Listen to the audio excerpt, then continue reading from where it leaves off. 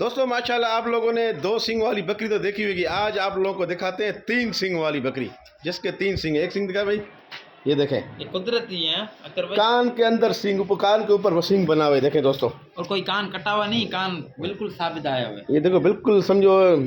और ये बकरी गबन तैयारी पे, बिल्कुल तैयारी पे 25-20 दिन लेगी, 25 1 महीना। कितना टाइम? टमाटर एक ही रेट बताना। एक ही रेट 70,000। 70,000 चले जरा फाइनल। अगर ये 3 बचे या 2 बचे थे ना, बकरी की कीमत 12 इंशाल्लाह। भाई देखें 70,000 टमाटर और 3 सींग वाली बकरी फुल तैयारी पे, अलीगढ़ गोट फार्म पे।